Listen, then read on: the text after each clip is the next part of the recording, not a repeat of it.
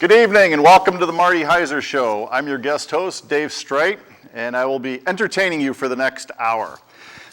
This is a live broadcast, and we'd like to encourage people to call in, and I'd encourage you to look us up on the web. We're live on the web at martyheiser.com, so take an opportunity to look us up. The show tonight is going to be in three parts. The first part is going to be talking to the leader of the Shepherds Group. And I'll let him, I won't do justice on the introduction on that, so I'm going to turn that over to him in a second. The second part of the group is going to be the evening is going to be talking with Bob Moran. Bob Moran is actually the person that put together our website. There are a lot of aspiring entrepreneurs out there, and I'm sure that they would love to hear how to set up a website. And I think what he's done for us on the website is awfully good. And we're going to have the roundtable tonight. We're going to have Jim Bolano, our professor from West Yukon. We're going to have Larry Ditkoff, the savant running hedge funds, and we're going to have Bob Moran stay in because we got to have this balance. So we're going to have two from the left and two from the right. Someone would say at least one from the extreme right. I don't think so.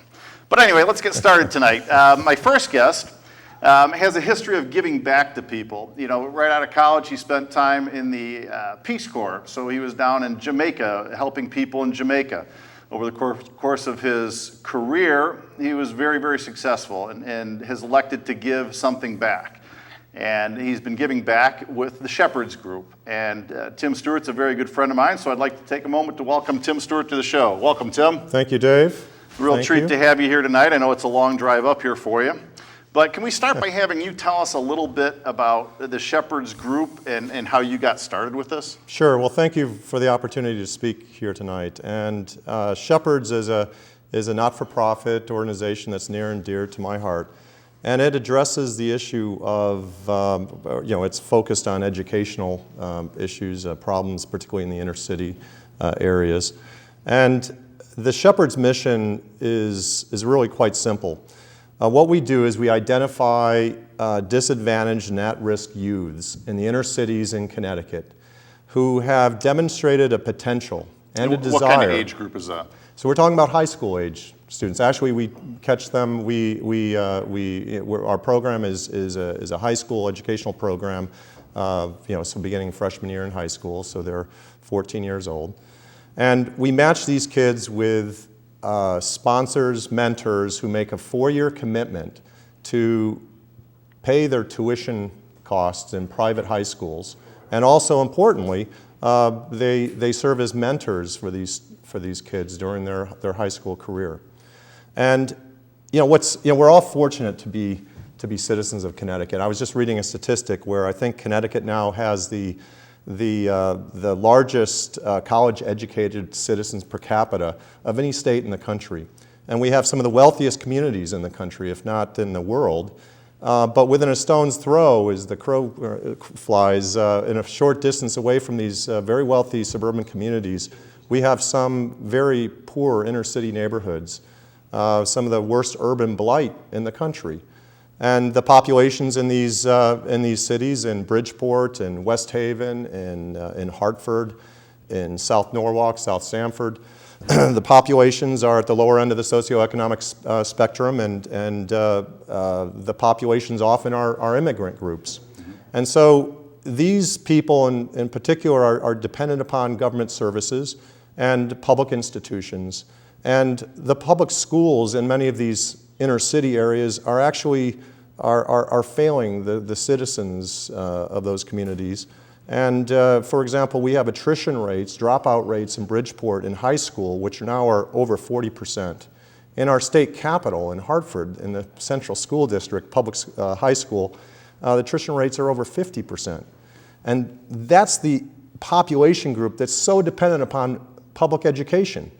And in any democracy, public education is the great leveler. That's what creates opportunities for people in this country to realize the American dream. So if you start with taking kids around age 14 and starting them in a 4-year program, how do you profile them? I mean, there must be a waiting list a mile long for exactly this. Right. And so our program isn't here to change or solve the problem of that we face with the public school systems in these inner city areas. But what we do is we identify individual kids who have a potential to benefit from a private high school education. And so we have in our, right now, Shepherd's has 75 students in its program. In our partnership schools are in Bridgeport at Colby, and in West Haven at Notre Dame of West Haven, and in Middletown at Xavier High School. And we identify students, oftentimes we will get calls from guidance counselors in the middle schools who say, hey, we've got a kid who certainly might be able to benefit from your program. Would you take a look at him and consider him? Oftentimes there are students that the schools themselves have identified but don't have the wherewithal, the means to, financial means to go into the schools. Do they profile them and say these kids are particularly potentially gifted, or they have a high aptitude? I mean, what enables someone to get in? So the typical student entering into our program often is 1 to 2 grade levels behind his peers. But they take entrance examinations at these high schools. They have to pass the entrance exams. And the entrance exams don't necessarily test for mastery of material at grade level. What they are looking, the entry exams are actually testing for aptitude and IQ. And once we identify who those students are, and obviously there's a financial means test as well, they have to be in a category where they are disadvantaged. Many of our students, almost all of them, come from single-parent households. Oftentimes one, or in some cases we have situations where both parents are currently incarcerated, or one of the parents has a substance abuse problem, is being raised by the grandparents. We have kids in foster care, wards of the state of Connecticut, who are in our program. They're in the foster care system, and who are benefiting from the Shepherd's program. So, I mean, and I don't expect you to be an expert on education or to speak necessarily for public schools, but right. Can you think of any, I mean, is there any one thing that you think is causing these kids to fail? Is it the poverty? Is it the educational system? Is it public schools? Is it teaching? What do you think is well, the root challenges cause? that a lot of our kids face are, they're in the inner city. They're on drug row. They walk out of their house and they're in an environment where the incentives are so great to turn in the wrong direction. And if you catch them at the right age, you can move them into a track where they have opportunity, or given an opportunity to excel. Many of them grasp that opportunity. Let me use 2 examples. It's a transformational experience, not only for the students themselves, but also for the mentors and sponsors of these kids. But let me use 2 examples of students that might provide a great example. One kid, this is 12 years ago, one kid I met as a freshman in high school. He was, he was a cool dude. He was a hipster. He wore his pants down, halfway down his hips. He had dreadlocks, which were 3.5 feet long. He had a beard. He wore his hair in a black sock. And if you were walking along the street, you'd cross the street. If you were approaching the kid, he was a little bit scary. So I saw a lot of those people on Occupy Wall Street. I don't know. But fast forward 4 years, he graduated from high school with great grades. He got into St. John's. His mentor supported him, not financially. He had a full scholarship at St. John's, but he was there as a role model. The mentor was there as a role model to show the kid that there is an opportunity horizon here that you can take advantage of. He went into St. John's. Fast forward, he graduated from St. John's, got a job in a back office job in a Wall Street bank. Fast forward 12 years. Today, he's sitting on a trading desk at Morgan Stanley. Clean cut kid. You wouldn't recognize the 2 individuals. Let me use another example. And by the way, he was a foster care child. He was a ward of the state. We have another student, the first student that I mentored, and I won't mention his name, but he came from a family, a single mother household. He had 5 brothers and sisters, all from a different parent, or all from a different father, same mother. When I first met him, he couldn't look at me in the eyes. He said, good morning, Mr. Stewart, and goodbye, Mr. Stewart. And that's all he could get out. He was deathly shy. But fast forward, after 4 years, he was the class clown. He was the stand-up comic. He graduated with great grades from Colby and Bridgeport. He got accepted into 3 colleges, St. John's, UConn, NYU. He chose to go to UConn, had a great scholarship opportunity there. He graduated from UConn, got a full boat scholarship to pursue a master's degree in public administration at Trinity College. And today he's He's working as a senior administrator in the Regional Veterans Administration Office. So what's the common link on the kids that are able to be transformed over that period? Is it having people that believe in them? Is it the resources of being able to go to a better school? Combination of the above? What do you think? I think it's a combination of the above. Obviously, the schools are an important part of that. These kids, they grasp and just love the structure. It's an educational opportunity where, if they start falling behind, there's a teacher calling the parent, not only the parent, but also the mentor, saying, hey, we got a problem here, so you get your kid in to get extra tutoring when he's done. It's the mentoring process. It's the fact that there's a mentor there that the kid can look up to. It's a role model that child oftentimes doesn't have at home. Doesn't have amongst the relationships that he has in either at home or in his community. You're providing an important role model. And when they start veering off track, you're there to push them back on track. And over 15 years, we're now approaching our 15th anniversary. Over 15 years, Shepherd's has had close to 300 students move through its program. And when you look at all of these individuals, they're all successful in their own way. They're the first person in their families to get college educations. I think the statistic is 94% of our kids end up moving into a 4-year college program after high school. Our attrition rates we do have attrition, but 95% of our students that come in as freshmen do graduate from high school. And so it's a successful program. And when you look at these 300 students, the opportunities that they have in front of them today are much different than had we not had this Shepherd's program and they had gone through the normal public school education with all the pressures that they face as teenagers in the inner city. I mentioned a student that I mentored earlier.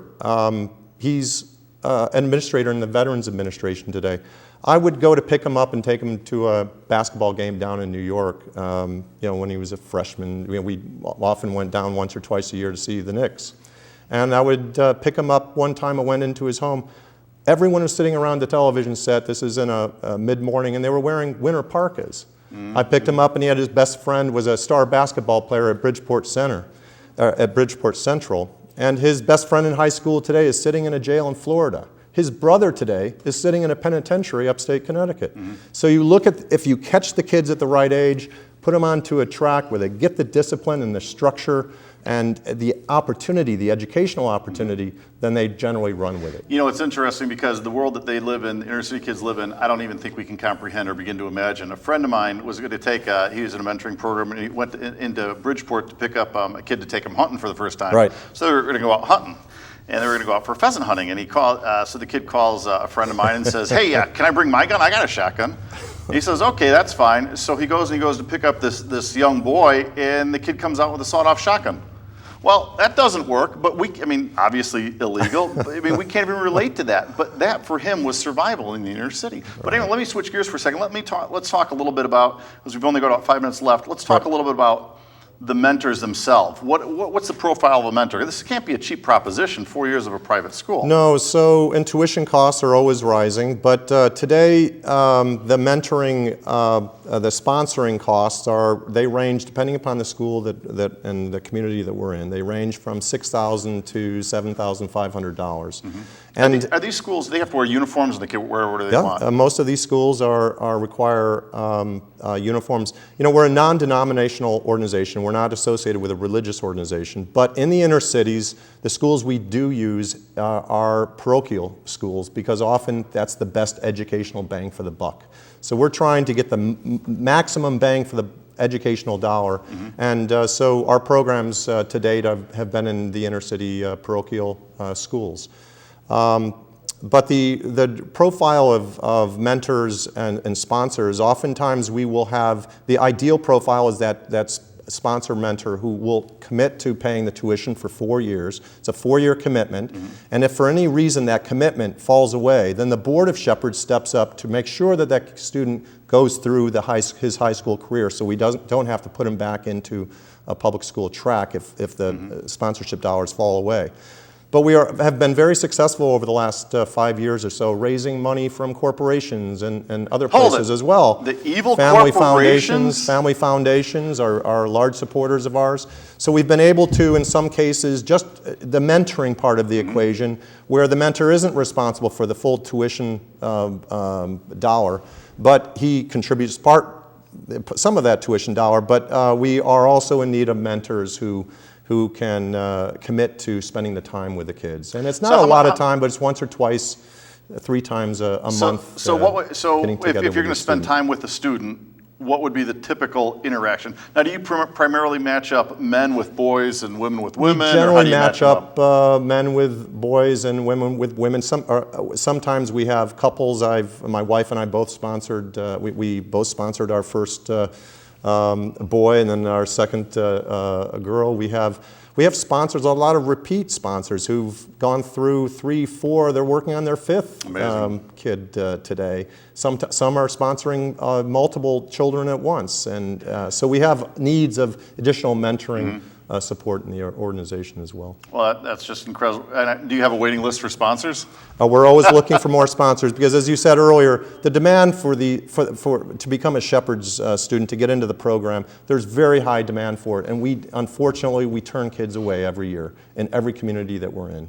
And that's a tough thing to do, but we're just limited by our ability to raise sponsorship dollars. And remember, our commitment is to the kids for 4 years, so it's not just a single-year commitment. So we need to be able to ensure that the financial means are in place to support these kids during their full 4-year. So for our viewing audience, and this is a live broadcast, how do people get involved with this? If sponsors, people are out there and they want to sponsor this, if there's a kid out there that says, God, I just wish I had a leg up.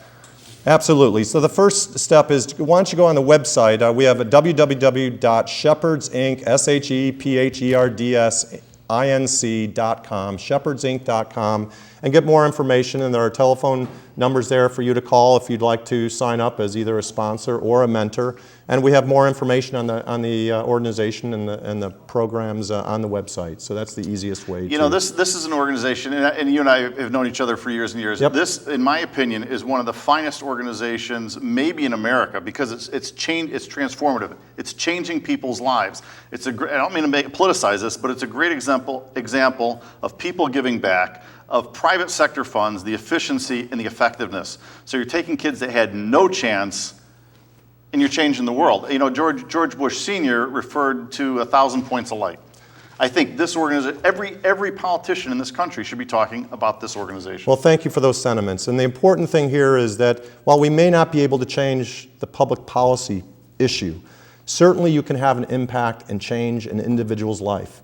And we have many, many examples of that, and that's what keeps our sponsors coming back. They see the bang for their donation dollar, their charity dollar that they get with Shepherds, and you're developing relationships. You're connecting with your community next door to you. So many of our careers are isolated, and we don't, we live in a world that's kind of like a bubble, and we're not connecting with the communities around ourselves. This is a way to reach out, connect with the community, and have a meaningful impact on a young person's life that person carries with them, going forward, not only for his own life, but for his children and future generations. Yeah, there's a story about a guy walking down the beach, and there are all these starfish that are up on dry land. He's walking along, and there are hundreds of thousands of these things, picking it up and throwing them back into the ocean.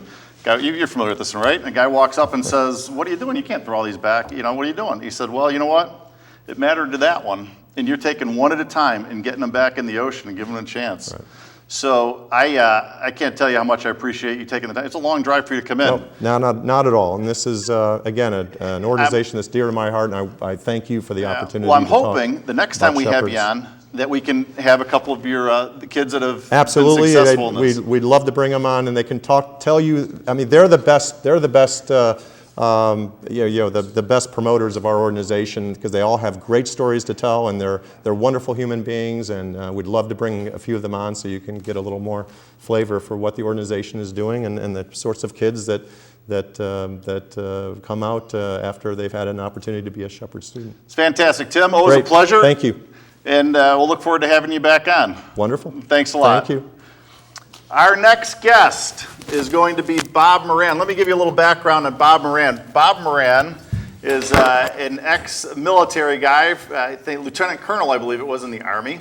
Extremely capable, intelligent guy, and he worked on putting together our website. And as I started at the start of the show, you know, there are a lot of people out there that are looking at starting new businesses, and almost every new business that gets started needs to get a website set up. That's where so much of the commerce is being done these days. So what I wanted to do is give Bob a chance. Like I said, we just started the MartyHeiser.com website, and it's looking pretty good. And we're going to touch it up a whole lot more, but all of these episodes that we've done over the course of the last 6 to 8 months, we've been uploading them as fast as we can. And we've got a lot of streamlining to do. But I want to just introduce Bob Moran. Bob, welcome to the show. Good to see you. Pleasure to have you on. Yes. So for the people out there that are looking at starting a business right now, what can you tell them about setting up a website? Well, the only thing that you really have to look at is the web is the business connect to the world.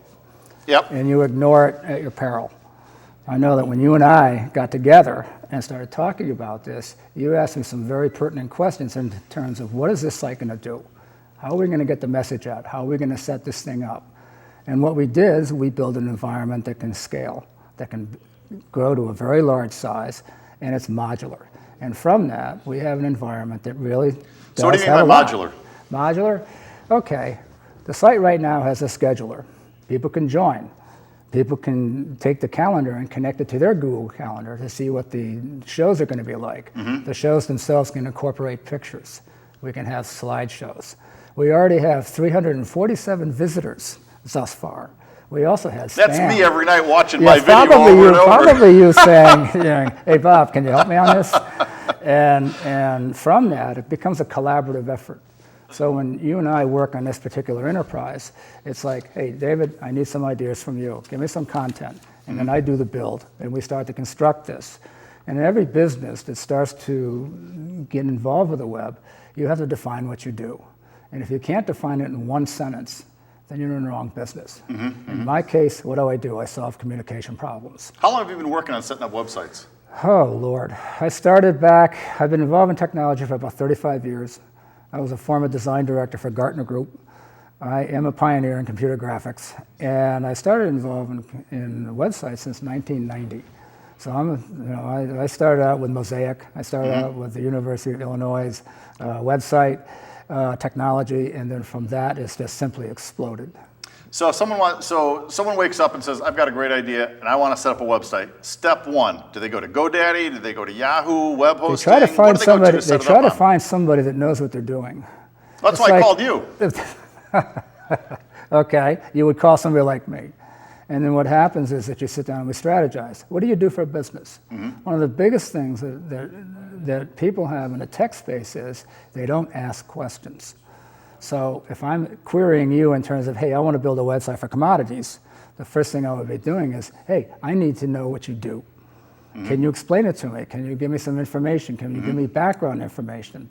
And then from that, I start to build a concept that will allow you to be able to sell your services. Okay, so on the when you set up MartyHeiser.com, what is the platform that you built on? I built it on WordPress, which is a very popular content management system that allows a very high-end, put it in a fancy term, I/O. It's input-output. So it may be able to keep up with this, right? So which means if you want to make a comment, you can make a comment, and then say, hey, I like the show, I don't like the show. Hey, I'd like to be on the mailing list. I'd like to be posted in terms of what information is going to be happening. The site already has that. What the site lacks now is, hey, we'd like to have a slideshow. We'd like to have backgrounds of some of the guests. We'd like to have almost like an online newspaper type feel in addition to the videos that we already have on. So I think that isn't the trend on websites or everything on the web is just data mine. Well, one of the things is data mining. Yes. So you take Google, everything you touch on Google, it's being tracked. Amazon is a master at that. Yes. Anytime you even do a search or look into anything, you know what? The next time you get onto Amazon.com, guess what? Things are popping up that, you looked at this. It's not only that. When you start talking about the internet, you have a cost and you have a minus. Mm-hmm. The benefit is you have universal communications. You have stuff that's happening all over the world.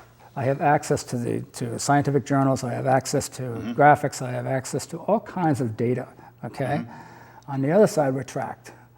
The NSA is now building the largest analyzing facility in the world in Utah. It's going to be 5 times the size of the Capitol. Well, who's paying for that? The government. I mean, well, hold it. Does that mean you and I? Yes. Or does that just Yes. mean we're just going to print that and we're borrow gonna- it, or what are we going to do? There was a very good article in Wired by James Benford, and he was a former NSA analyst, and he writes very, very cogent stuff. So if you want to go to wired.com into the danger room and just type in NSA in Utah, and you will find out that they are building the world's largest facility for basic surveillance of the entire world. Okay. And the way that the compute power is happening, it's exponential. Okay. It's like what we do on the Marty Heiser website 2 years ago, you really couldn't do. The technology is moving so fast. Like one of the things that we're doing now is all your videos going up online. It's all high def. Well, you up a lot. Yeah, I mean, you have some websites of your own, right? Yes. You have the Vimeo. Well, what I 69 have is like, for instance, I built a channel for Reading, Reading 79. Do you have one specifically for yourself? Yes, it's called digcns.com. Say that again. DIG, Delta India Golf. DIG. Charlie November Sierra. I'm doing communication Yeah, alphanumeric, we're not which flying works. here, Bob. Make it which simple works. for us. Say it again. DIG. digcns.com is my DIGCNS. What does that stand for? Digital Constructs. Okay, DIGCNS. Is Digital Constructs Yeah. Inc. And abbreviated. then .com or what? .com. Okay. And it has all the website links. It has Okay. all the information, the databases, everything else that yours truly does for a living. And in that, you have the Marty Heiser site. So I'm very proud of what you and I have done. And by the way, I want to tell you, you're good. Well, You're- see, that's why I got you in here today, just for positive Yeah, to make reinforcement. you feel, Yeah, to make you, I could use some to make you smoke. feel good.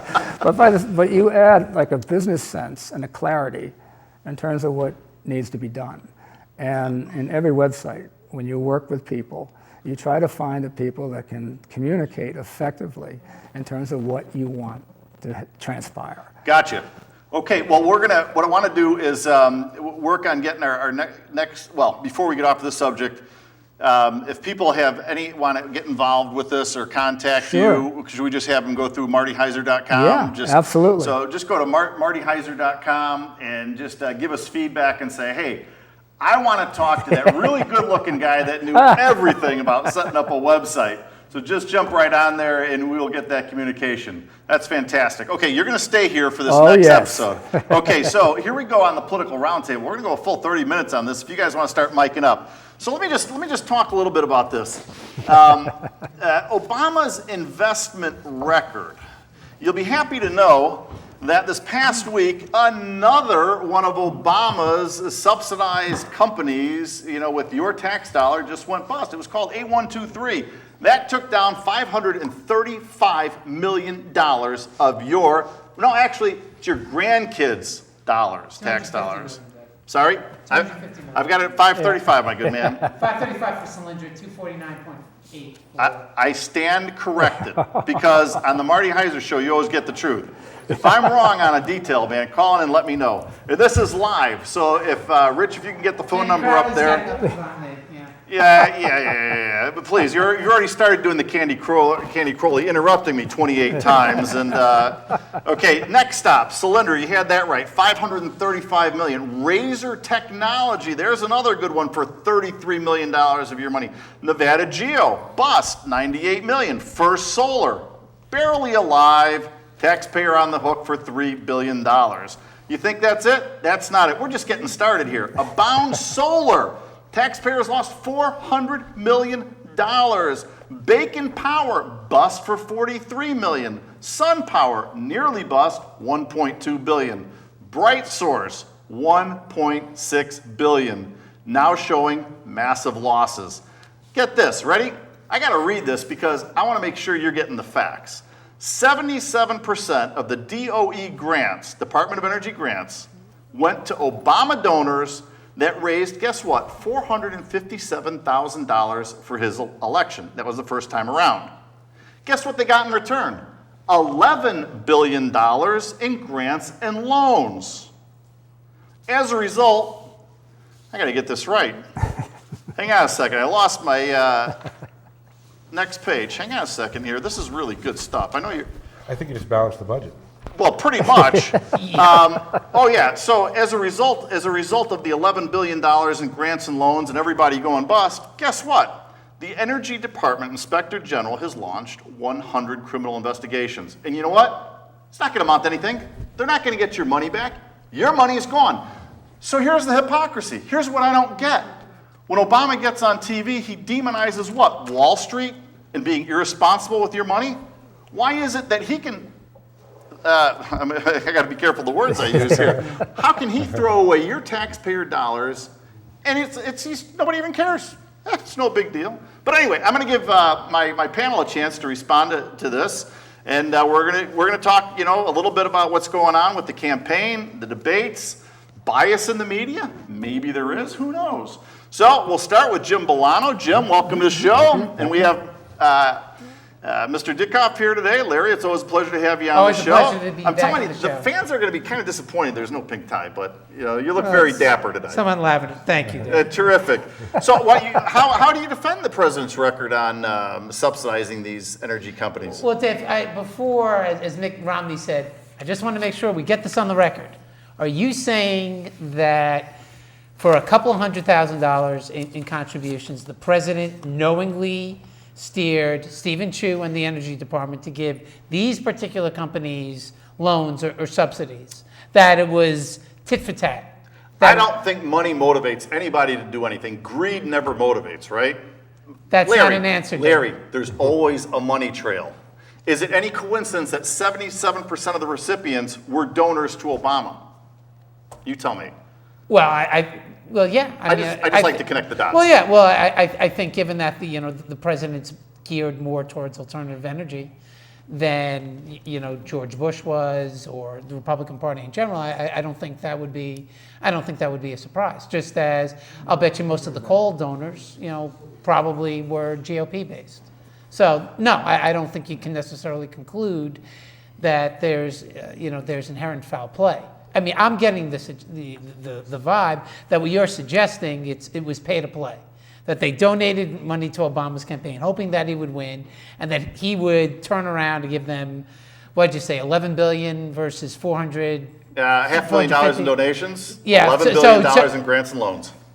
So a 201 return. I mean, That's why the guy's tough to beat. You can't beat him at this. Dave, so what you're saying, it was tit for tat. It was explicitly designed that they got the money just because they gave money. That's what you're saying. What I'm saying is, I think in the last 4 years, the U.S. Treasury has been raided. It's been raided by Wall Street banks with bailouts, with the whole concept of too big to fail. It's been raided with subsidies for this. It's been raided by, what was the term he used? Shovel-ready projects. And all this money disappeared, and there's no accountability. But maybe I'm wrong. Jim, what do you think? I mean, how does this work? Well, the old saying in politics is to the victor goes the spoils. So sure, do you expect Obama to give out loans and loan guarantees to Republicans? No, he's going to give it to his people, and vice versa. I think that's how it works. So it's not insignificant, nor is it overly significant that they're going to them. The point is that I think what Republicans should point out that this is the major philosophical difference between the two parties in the race today. Do you have a free market, capitalist society? Sure, you need regulation for health and over abuse, but basically the private sector runs the economy and the free market, and that's how jobs get created. Or do you go to kind of the Euro-social model where government picks winners and losers, primes the pump, and I think that's the knock on that litany of companies that have gone under. It's bad philosophy. I think Mitt had a good line when he said, Mr. President, you don't pick winners and losers. You just pick losers. Yeah. But anyway, go ahead. No, absolutely, and so I think that should be their focus. I think kind of the electorate is so fed up with, oh, you gave money to him. Okay, well, you gave money to him, and you did this and you did that. They probably tune it out. They don't believe it. But to lay out, and Romney is probably, if he's good at anything, he'd be good at doing that, is laying out the philosophical difference. Do you want the government to, hold the marionette strings on the economy and figure out what we're going to do and what we're not going to do, what you're going to eat, what you're going to drive, what kind of light bulb you're going to use, how your toilet's going to flush? Or do you want to leave that to the private sector and have the government regulate in the area of health, safety, and welfare where it's supposed to? I agree. Okay, so I want to make this rapid rounds here on different topics. Is that fair enough? Yeah. Okay, so why don't we touch base a little bit on Benghazi? I mean, all I can tell you for those on the left here is that you can be very, very glad that my laptop would not play my video clips tonight because you wouldn't have a leg to stand on. For 2 weeks after, subsequent to the attacks, let me back up. The attacks on the embassy, the ambassador, that was the first attack in 40 years. Now here's an attack on 9/11 that for 11 days after the attack, nobody in the administration is willing to come out and say it's an act of terror because, you know what, 60 days before an election, to be succumbing to a terrorist attack is going to look as weak and a failure. How come they waited 11 days? And in the debate the other night, the president said, I said it was a terrorist attack the day after. Now think about this for a second. If he really did think it was a terrorist attack or was willing to acknowledge it was a terrorist attack, should the guy have gone for a 2-day holiday to go campaign out west? Probably not. Or did he not know it was a terrorist attack? Either way, it's a bad situation. Bob, any comments on that? Well, the situation in the Middle East is so nebulous. And it's very funny. Like Admiral Zinni said something very wise when Bush was president. And what he said was when the neocons were saying, hey, we got to go into Iraq, we got to do this, we got to do that. And he was a CENTCOM commander, a very smart guy. And he said, these people don't know what they're doing. I worked 15 years in the Middle East. I worked with all the top political leaders, and hell, I don't know what's going on. We have no idea what's going on in that place. Mm-hmm. We have a situation, it's a black hole. No, that's true. And when you're dealing with intel is like very sporadic. I mean, my big problem with Romney, and I have 2 brothers that are Navy SEALs, and I talked to them about this stuff. And the first thing that both of them said to me is, you keep your mouth shut, you keep your powder dry, and you wait until the information comes all the way through. Mm-hmm. When Obama opened his mouth, when Romney opened his mouth, right when this thing was breaking, it's like, well, if you were Vietnam, would you be fragged for doing something that stupid? And that's not a political situation, it's a security situation. And for me, I would have a real problem with that because he stepped in there and did a political situation where nobody knew what the hell was going on. After 11 days, that's open to debate. But when the thing was breaking, and you see this kind of stuff, and you saw this stuff happening in Vietnam, you see it in Afghanistan, you see it in a lot of situations where the military commanders, they don't know what's happening on the ground. Mm-hmm. This does happen, no question. So Larry, do you have a problem with the fact that the administration was misleading the American public, trying to tie this to some obscure video from 2 months prior and saying this was a spontaneous event when there was no demonstration there, and not acknowledging that, hey, this happened on 9/11, probably a terrorist attack? What do you think? Well, a couple of things, Dave. One, he was pretty clear. I've seen the Rose Garden tapes. I'm sure you've seen them as well. He did say act of terror. 2, I think the main issue, as far as the debate was concerned, is that Romney was trying to embarrass him on semantics. Right. When really the real issue, if you want to talk specifically just about Benghazi, was the lack of protection at the embassy. You can put some of that on Secretary Clinton, who admirably fell on her sword. But when you listen to a lot of these GOP guys who are on the, who were Darrell Issa, who are on the House Oversight Committee, and they were ones who voted against additional, funding for security protection, at our embassies. No, yeah, it's true. No, the State Department official was asked in the hearings, did funding affect the security level, and the woman said no. We'll go to the videotape on that. Okay, that's one individual's anecdote. anecdote. Clear, the Rose Garden comment regarding terror was addressing the 9/11 attack. It wasn't specifically saying this was an act of terror. When we say the 9/11, you're talking about 9/11/12. Yeah. No. 9/11, the original Twin Tower 9/11. He was referring to. Talking in general about it. He was. But even if but he's opened up a problem for himself. Whatever he said. Number one, I agree. If Romney came out too soon in that situation, there's no question. There's absolutely no question. But the president criticized him and said, he shot without aiming. And then for 11 days, what did they do? They shot without aiming. It was the video. It was the video. It was the video. And it wasn't. They basically did the same thing for 11 days to try and keep tempers down. But at least what they say, tempers in the Middle East.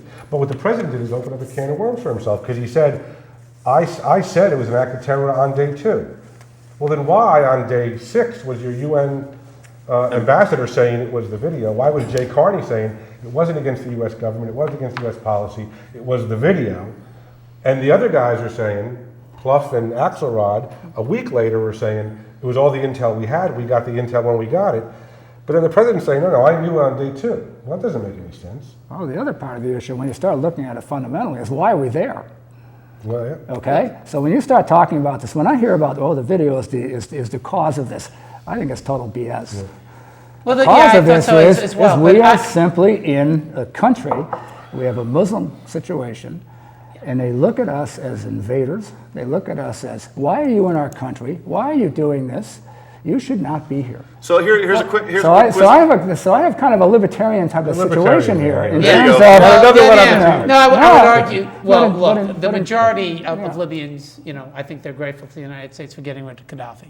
So I don't know if the Libyan populace on the whole, is really upset that the United States intervened in Libya. But I don't want. I mean, if it's okay with the rest I'm of the panel. outraged we did. But the go problem ahead. is, All right, if but- Libya, why not Syria? If Syria, why not Well, Syria? it's That's interesting. what happened. Well, it's funny. You Yeah, listen to exactly. Mitt Romney. He's well, obviously, you have to take each one on a case-by-case basis. But when you listen to Mitt Romney, he's talking about going in, taking a much more aggressive stance than the president. He's talking about arming the rebels. I don't know. There was a recent article in the Times that says that a lot of the SNC, the Syrian National Coalition, whoever, the group that's going up against Bashar, a lot of those groups that are getting weapons are groups that we don't want them to have, that we don't want them to have weapons. That's why, each situation is not, has to be judged on its own merits. And again, with the case with Libya,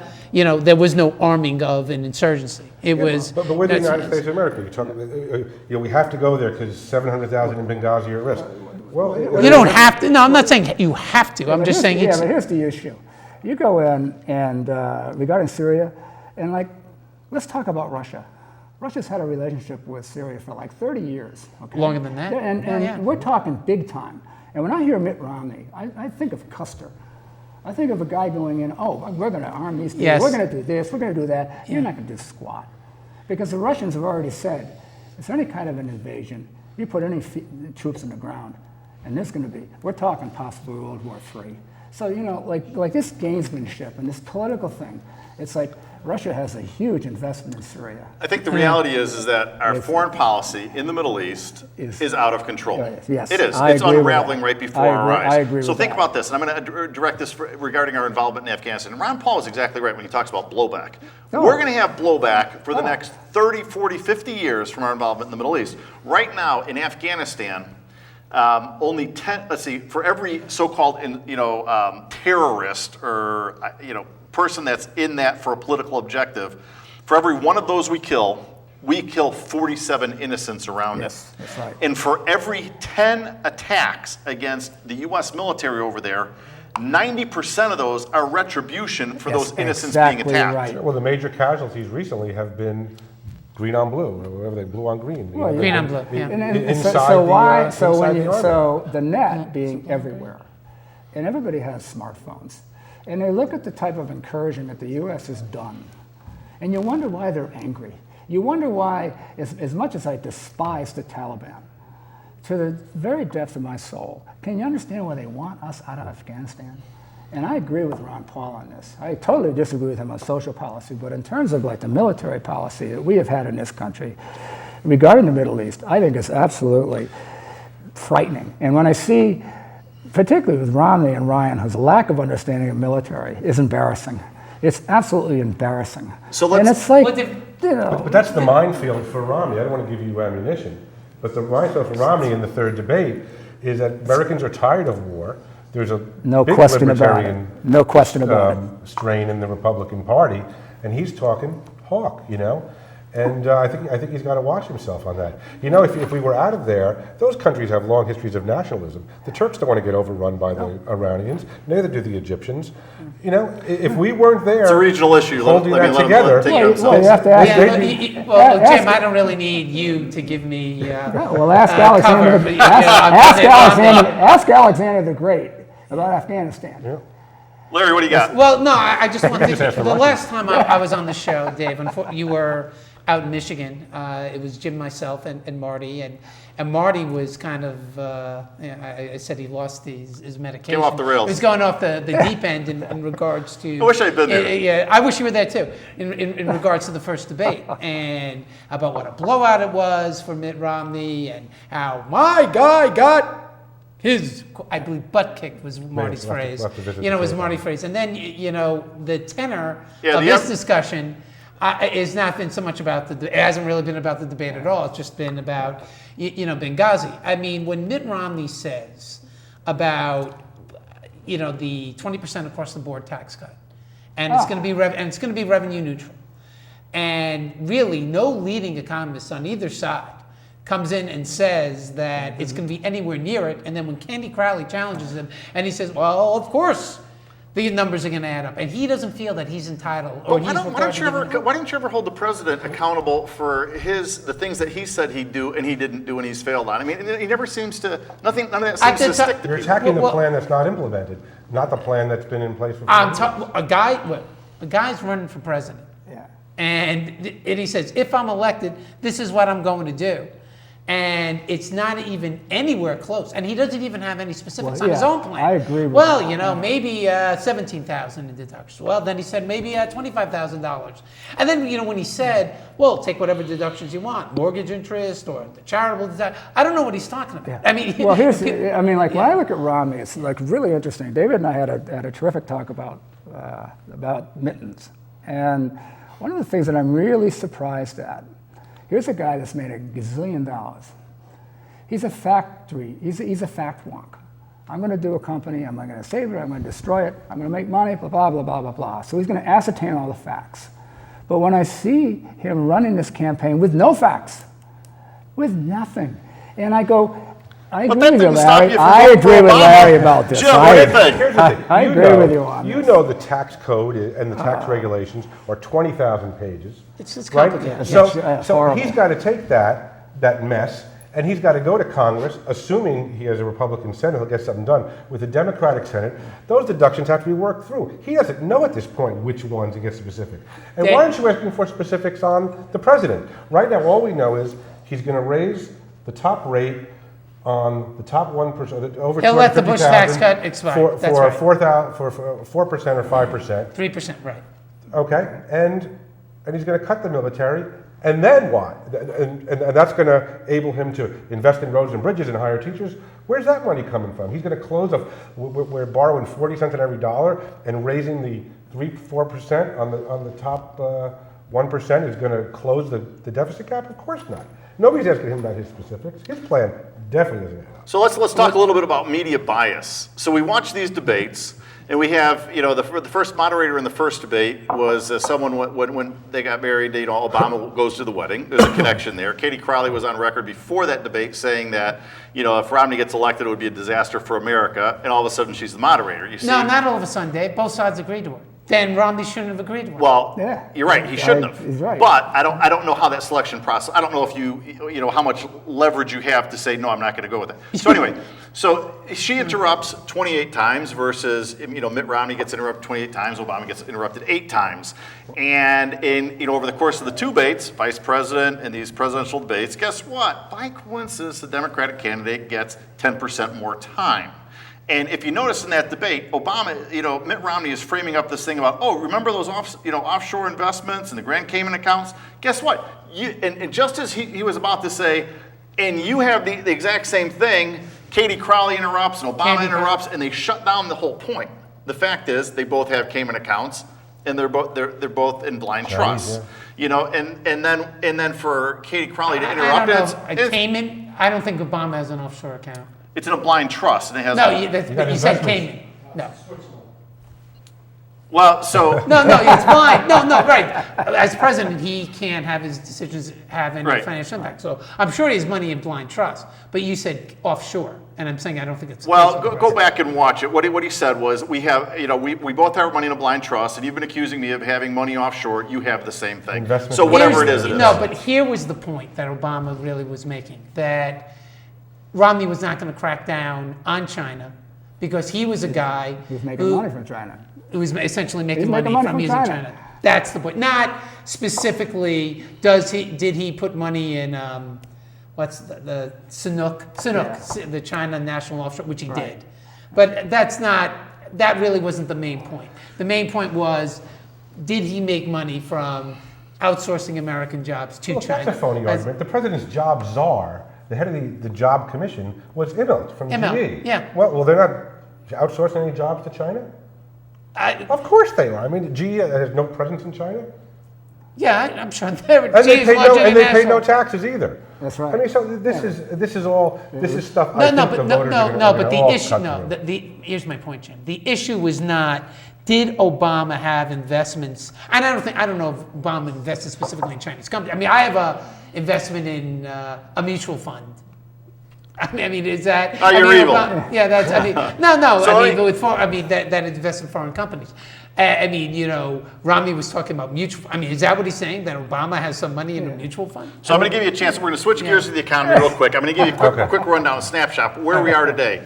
National debt over the course of the last 4 years under Obama, up $6 trillion. That's 66%. The last budget that the president proposed didn't get even a single Democrat to vote in favor of it. 23 million people unemployed, no net job gain in the last 4 years. 58% of all new jobs making $13.50 or less, and 22% of the jobs paying between $14 and $21. 46 million Americans on food stamps, a 44% increase under Obama. Public education is failing with 8th grade literacy rates somewhere around 50% or below. Healthcare costs have jumped over 20%. There is no energy policy. New drilling and new permits on public land collapsed. Gas prices have doubled. The president says it's the result of a healthy economy. Anybody buying that is a complete idiot. I'm telling you, because here's the reality check. Guess what? Gasoline demand in the last 4 years is down 6%. How can higher prices be the result of less demand? That's the school of economics that this president has gone to. That's just not true, Dave. It's 100%. It's definitely not true. 100. It's definitely not. Larry, you're out of your league here. Dave, I know I'm the you energy traded. guy. No, Dave, I know that, Dave. And Gasoline demand is that's down not- 6% in America in the Dave, last 4 years. no, that's not. You said in America. Gasoline demand in but- America. No, but it's a global market. You were trading. He was trying to give credit for higher prices what he said. to a strong U.S. economy. Does this look like a strong U.S. Right. economy? He was trying. No, That he was was. absurd. No, well, it wasn't absurd. The Did you economy read? is- All right. Did you see the article in the New York Times on the cover that said I did right when I was starting my fire in my fire. The bird, Yeah. the bird Yes.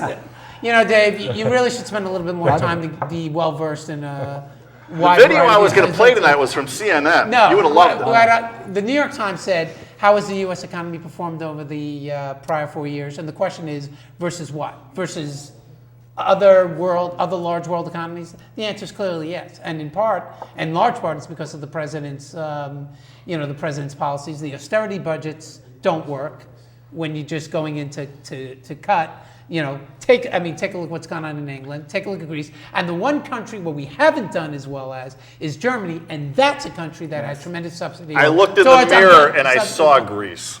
Yeah, but the other part. Well, But the other part of the issue is when you start looking at technology and you look at this country, Germany is the most advanced country in the world regarding solar. yes, they are. Okay, here we have a country that's 10% if we're lucky, if we're really, really lucky. And when you look at the technologies, But why is that virtuous? Why does everybody think solar is No, virtuous? Is because that's the end game? That's there's a nirvana website. we've No, arrived. there's a I'm not website. saying There's a because website it's that kind of renewable, Dave. No, there's a Sun's website. not going away. Well, yeah, and you But pay here's the- 4 Well, the times sun as goes much away, for it. then it doesn't matter how much oil there is. It's a website that I recommend everybody to check out. Okay. It's called the Oil Drum, oildrum.com. All right. It is run by oil professionals. No, I'm familiar with Very that. yeah. hardcore. Yeah. They talk about peak oil, Hubbard's curve. Hubbard's curve, 1970. yeah. Hubbard's curve is 170. Peak real. oil, yep. It's real. There's no more cheap energy. And when they talk about the shale and they talk about fracking, we're talking 20 years, baby, and you're done. It's a very powerful argument. And these guys are not partisan. They're not loving solar or loving this. They talk about it from a very analytical standpoint. They are researchers. It is a great Let me ask Jim a website. second. Jim, Yes. what does Mitt Romney today in the Gallup poll is ahead by 7%? What does Mitt have to do to close the deal with the American public? He may already have closed it, so not stumbling may be the thing. Obviously, it's an electoral college vote count, so he's got to win Ohio. He's got to win Ohio, and that's really what it's all about. And I think, you know, the polls that were coming out earlier, they overweighted Democrats in there. They used 2008 turnout numbers, and I think they were off. And he may have done it. So, I mean, talk about the liberal press. The liberal press today, you know, this is a presidential election. Yeah, Big polls issues, are always big wrong. issues. Polls are always wrong until they favor Mitt I'm not Romney. even saying they're right. I'm Yeah. saying they're oversampling Democrats. There's an issue with them. But they're talking about women binders, and they're talking about whispering to CEOs, Big have Bird. your employees, well, they're about Big Bird. Those aren't the issue that's going to get them there. That's not going to do it. Barring any big collapse, I think. So there's- Well, I think the president made the point today when he was on the campaign trail, and I think he was right. He goes, "I didn't need binders to find qualified women." No, you know what they do? They That's call up true. now That's true. Greenpeace, NAACP, and say, which left-wing ideologue Yeah, should I hire?" that's how he picked. That's Well, why I picked Hillary that's Clinton. the absurdity of That's the why I binder picked thing. it. You're making fun of the binder. That's the equivalent of it. on the I other think the end. point is that Mitt Romney pretty much hung out with guys like himself. Yes. That's No, the and he point. reached out. So let me. I mean, I went to prep school for 4 years. We're running okay? short on time, making sure. I Bob- knew guys like Romney. Yeah. And you were the guys that didn't produce much. They hung around and never were liked.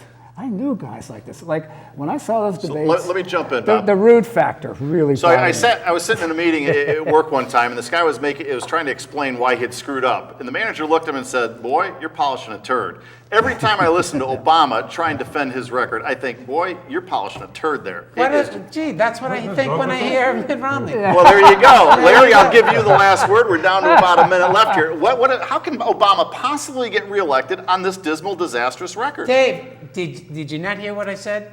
Well, Did I you not hear what listen to said? every word, but it doesn't always make sense. No. How is the U.S. in a terrible worldwide economy? How has the U.S. economy performed? The answer is quite admirable. So you're saying How if is the it- boat's sinking, as long as ours isn't sinking as fast, it's a good thing? What, Dave? You see, Dave. What you don't realize, what you fail to grasp, is that everyone, to a certain extent, is in the same boat. Yes. And Yes, if the yes, Europeans are absolutely sinking, correct. that's Yeah. impacting. So you're No content. question. Sit back as long as No we're not sinking question. as You're fast. right. We'll be the last one You're around. right. It's all It's in good. the U6 number who's underemployed or working 2 part-time jobs. That's not included in the U3 number. Can you imagine how bad- It ain't doing Europe that. Yeah, and Yeah. imagine how bad it would have been if John McCain I've had got been 10 elected. seconds to close, guys. Ladies and gentlemen, thanks so much for being a part of us tonight. It was a wonderful discussion.